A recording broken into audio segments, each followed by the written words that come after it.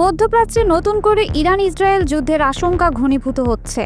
যুদ্ধবিধ্বস্ত গাজা, উত্তপ্ত লেবানন সীমান্ত ও চারপাশের অস্থিরতার মাঝেই জোরালো হচ্ছে গুঞ্জন তেহরান ও তেল আবিব এবার সরাসরি সংঘাতে জড়িয়ে পড়তে পারে। বিশ্লেষকদের ধারণা, চলতি বছরের ডিসেম্বরের আগে কিংবা আগস্টের শেষ দিকে বড় ধরনের হামলা শুরু হতে পারে।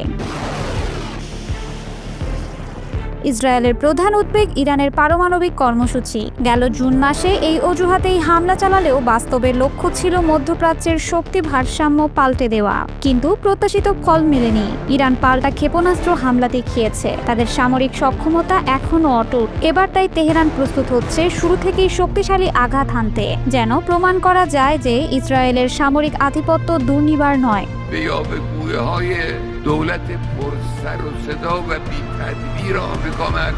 এখানে গুরুত্বপূর্ণ হয়ে উঠেছে মার্কিন প্রেসিডেন্ট ডোনাল্ড ট্রাম্পের ভূমিকা। আগের সংঘাতে তিনি সীমিতভাবে হামলায় রাজি হলেও পূর্ণাঙ্গ যুদ্ধে জড়াননি, এতে ইসরায়েলের ক্ষোভ তৈরি হয়েছিল।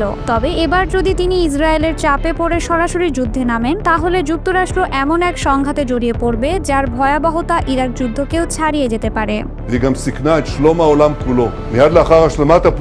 ফরেন পলিসির বিশ্লেষণে বলা হয়েছে, ইসরায়েল একা ইরানকে মোকাবিলা করতে পারবে না, তাই কৌশলগতভাবে তারা যুক্তরাষ্ট্রকে সরাসরি জড়ানোর চেষ্টা করছে। উদ্দেশ্য হচ্ছে ইরানের সামরিক অবকাঠামো দুর্বল করা, শাসক গোষ্ঠীকে ক্ষমতাচ্যুত করা এবং দেশটিকে দুর্বল রাষ্ট্রে পরিণত করা। তবে জুনের যুদ্ধে ইরানের নেতৃত্ব দ্রুত পুনর্গঠিত হয় এবং পাল্টা আঘাতে ইসরায়েলের ভেতরেও ক্ষয়ক্ষতি হয়। ইসরায়েলের ধারণা ছিল আতঙ্ক সৃষ্টি করলে জনগণ সরকারের বিরুদ্ধে যাবে, কিন্তু উল্টোটা ঘটেছে। জাতীয়তাবাদের ঢেউয়ে ইরানিরা আরও ঐক্যবদ্ধ হয়েছে এবং এখন তারা প্রতিরক্ষা শক্তি বাড়ানোর দাবি করছে। এ অবস্থায় ইসরায়েল তার পুরনো ঘাস কাটা কৌশল অব্যাহত রাখতে চাইছে, অর্থাৎ ইরান সামরিক শক্তি গড়ে তোলার আগেই হামলা চালানো। কিন্তু তেহরান এবার তা ঠেকিয়ে বদ্ধপরিকর।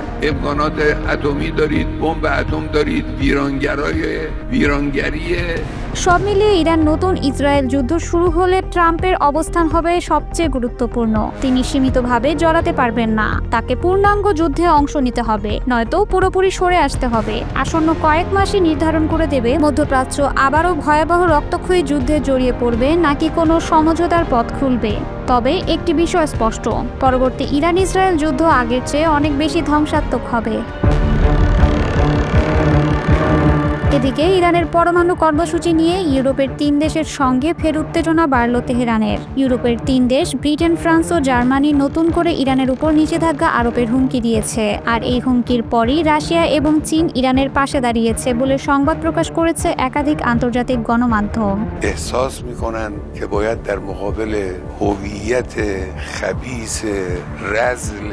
রাশিয়া ইরানের দীর্ঘদিনের মিত্র, তবে চীনও ইরানকে সহযোগিতার হাত বাড়িয়ে দিয়েছে। উত্তর কোরিয়ার সমর্থনও ইরানের দিকে। ইরান ইসরায়েল যুদ্ধের পর আন্তর্জাতিক পরমাণু শক্তি সংস্থা থেকে বের হয়ে আসে তেহরান। বিশেষজ্ঞরা মনে করছেন, যেহেতু ইরান আর আন্তর্জাতিক পরমাণু শক্তি কমিশনে নেই, সেহেতু দেশটির পরমাণু কর্মসূচিতে বাধা দেওয়ার কোনো এখতিয়ার কারণেই। চীন রাশিয়াও এমন মন্তব্যকে সমর্থন করছে বলে মনে করেন বিশেষজ্ঞরা।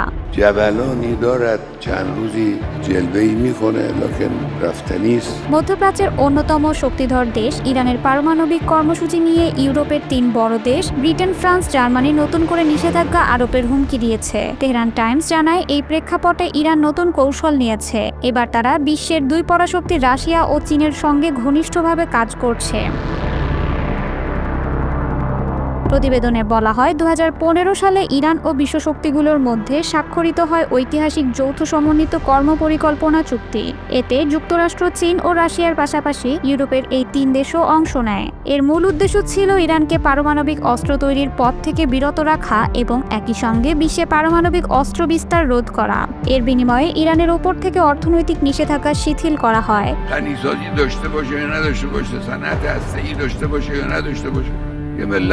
তবে 2018 সালে তৎকালীন মার্কিন প্রেসিডেন্ট ডোনাল্ড ট্রাম্প একতরফাভাবে যুক্তরাষ্ট্রকে ওই চুক্তি থেকে সরিয়ে নেন এবং ইরানের বিরুদ্ধে কঠোর নিষেধাজ্ঞা পুনর্বহাল করেন। যদিও ইউরোপের 3 দেশ এখনও চুক্তিতে টিকে আছে।